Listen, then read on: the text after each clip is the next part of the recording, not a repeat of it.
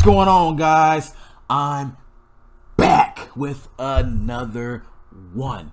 And I just watched a movie called Spider-Man No Way Home, starring Tom Holland, Zendaya, and Benedict Cumberbatch. That will never be a normal name to me. First of all, I want to apologize for being away for so long. It's only been 3 weeks, but that's a long time for me. Okay, seriously, I don't like being away that long. I had technical difficulties. My tablet is so old that it can no longer transfer videos to YouTube. So I will be fixing that situation hopefully soon. Another thing I want to touch on. The history and film of Spider-Man movies. Our first era is the Tobey Maguire era. The best era, in my opinion. Okay. We had part 1, where the villain made the movie, because that's what villains do. That's what good villains do. They make superhero movies. Okay. Green Goblin. Nothing going wrong there. Part 2 was Dr. Octavius. It may have been a short film, but still a great film, regardless. All right, that's how you do it. Then there was the complete dumpster mess known as Spider-Man 3. Not only was there too much going on, but the main villain, Venom, was the worst casting in superhero history ever. Why would you pick Topher Grace for Venom? Why would you do that? What? Why? So let's move on to Andrew Garfield. The Andrew Garfield era. The worst era to date. It didn't even last past 2 movies. The first one was the Lizard Man. Okay, nobody cares about the lizard. And then there's the train wreck of Amazing Spider-Man 2, which also had too much going on at one time. Too many villains to count. And plus the main villain, Electro, was complete and utter garbage. Alright, just no diss to Jamie Foxx, but what the hell, man? What the hell? And now we move on to the Tom Holland era. He had his part 1, alright, which was not that impressive to me. Alright, not that great of a movie for me. But then there was part 2 with Mysterio, which did a much better job. You knew that you get the special effects, the illusions with Mysterio, and then it had a lot of drama at the end. Alright.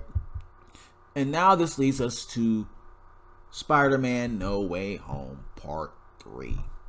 Okay.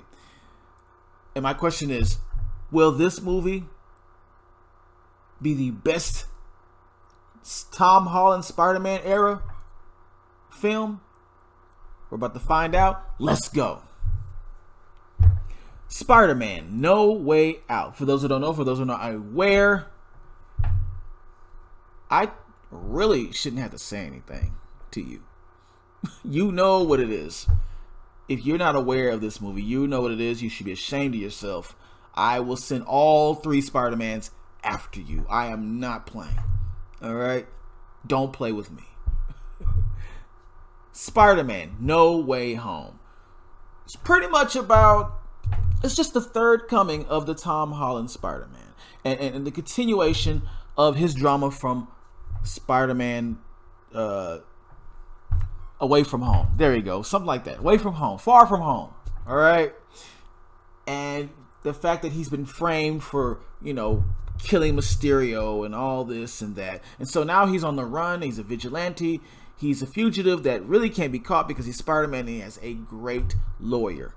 And also, he tries to concoct this spell with the help of Doctor Strange to fix all of this. And it just makes things worse, because now you have the multi-universe opening up because of this. All right, and all these different characters coming in that now he has to deal with on a whole nother level. And that's the premise of the movie.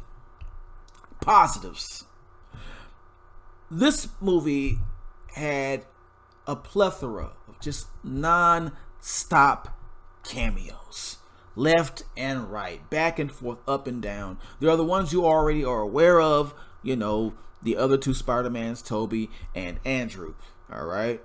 Then, of course, Doctor Strange. Then there are the villains from the other worlds as well.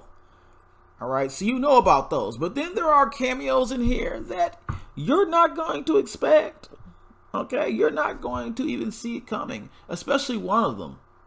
I was even shocked. I can't say it because I don't want to spoil anything, but it was definitely a shock to me. Definitely a shock to me. I really want to say it, but I can't.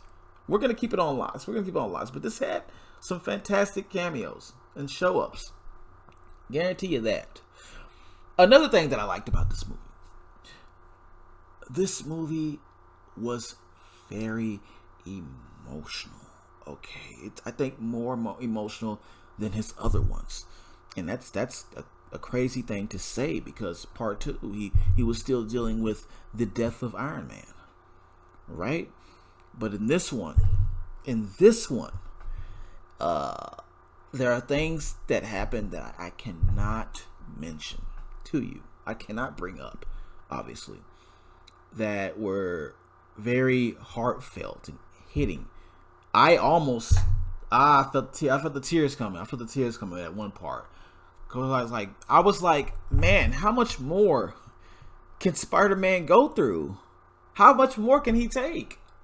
Then there was like just pain and strife from the other two Spider-Mans that you had to feel. Because some of them really never got to a conclusion with what they were going through in their movies on certain levels, but they just, you know, what the pain, you know, the stress of being Spider-Man. I think it was eating them all up. But this movie, yeah, it hits on so many levels with that, and so many times with so many different characters that all had their personal pain.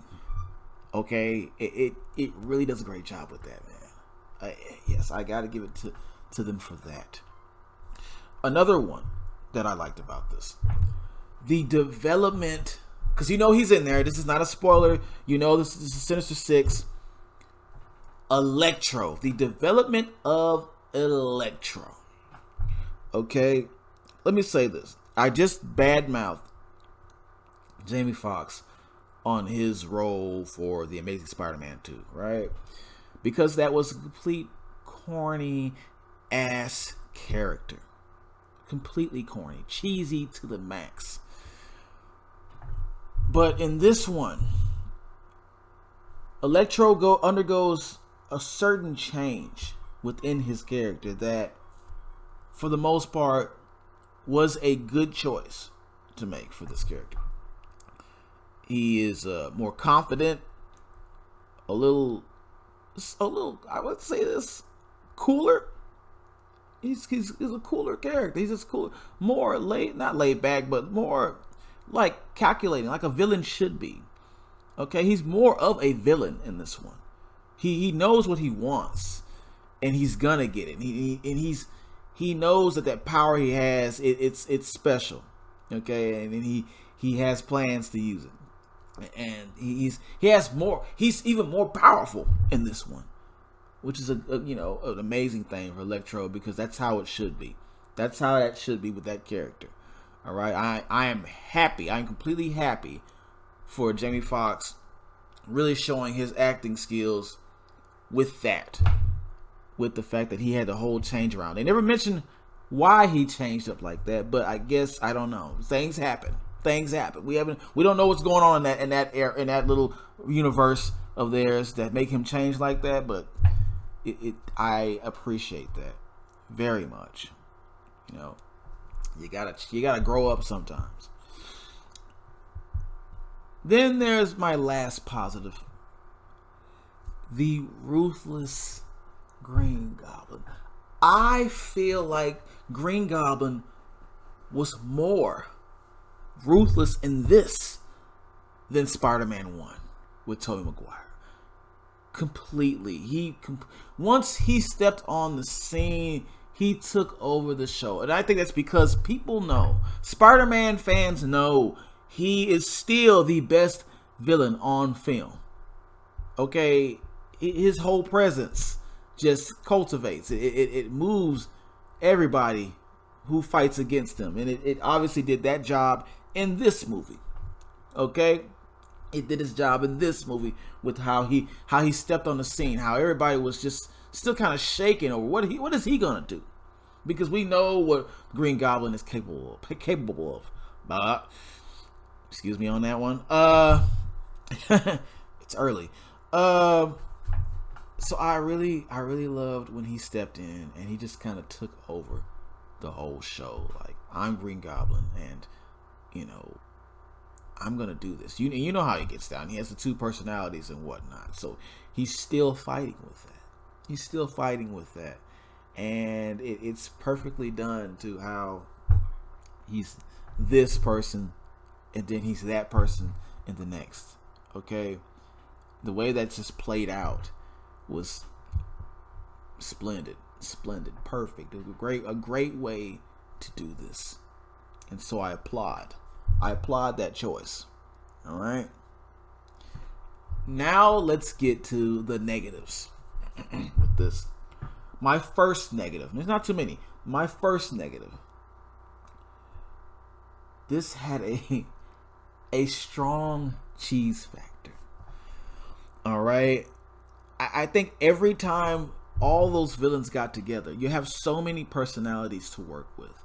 I understand that it's hard to all make them like converse with each other and react to each other at the same time and make it a perfect like thing going on here, back and forth. But I just felt that vibe, like it was so corny. Some of the things they were saying, the jokes, because they still want to make it campy and jokey. All right. Okay, you had a serious time. Everybody's joking around with all these villains in the house. They want to joke around. So that kind of made it seem cartoony. Like it was, like I'm watching a Saturday morning cartoon of Spider-Man in the 90s. And I didn't want to feel like that. I didn't feel like I'm laughing. I didn't feel like laughing at the time. I wanted to watch a serious scene where you have all these masterminds together. Not the comedy hour. Okay, not the comedy hour. Everybody, all those villains don't have a sense of humor. They are not all meant to have a sense of humor. Okay, and that's an obvious thing. Please stop that. Stop that little situation. Another thing, and this was evident through part 1 and 2 for Tom Holland's Spider-Man. Tom Holland's Peter Parker is a complete, it's part of how I put this, idiot. He's so hard-headed. The choices his character makes in this movie alone, it had me so upset and angry, and to the point where I really wish that this comes out, or this goes on so long that it gets to have Tom Holland's character grow up and mature. He needs to mature because he's such a young guy. He's such a teenager still, even though he's supposed to be almost out of high school. He's still a teen, minded, wet behind the ears, doing stupid stuff. Things that could have been avoided in the movie. I can't say it, obviously, because I'll mess things up. I'll spoil it. But you know what I'm talking about, if you can guess it. It irritated me. I don't know why they made his Spider-Man like this. He might be the most irritating one. I think, in fact, he is the most irritating one. All right. The first one cried a lot. The second one was too cool for school. And then this one, just a complete jackass. Right? Made his own faults there. A third negative for me, the last one. There is a power reveal. Of course, I'm not going to say who it is in this movie of a character that I totally believe that shouldn't have been done. All right, and I also see there are other reasons that they did it, which is stupid, in my opinion. I know it's supposed to be a whole other universe with the films and stuff like that, but no, don't do this. Don't go this route. Erase this idea. Erase that idea. Just don't make that happen. Make it like a oops, like, oh, we didn't mean to do that. All right, well, I'm sorry, we didn't mean to do that. I don't know what we were thinking. Do that. Please do that, because that's not going to go in a good way that you think it's going to go. Trust me. With that all said, I still got to give this a hell yes. Okay, it was just still such an epic film. All these Spider-Mans, all these villains, all in one film, man. And this is also the beginning and start of a new era for MCU as well, and things to come. You got so many options with opening up a multiverse. So many options that are to come with this. Press that like button, subscribe if you haven't, and share this video if you haven't.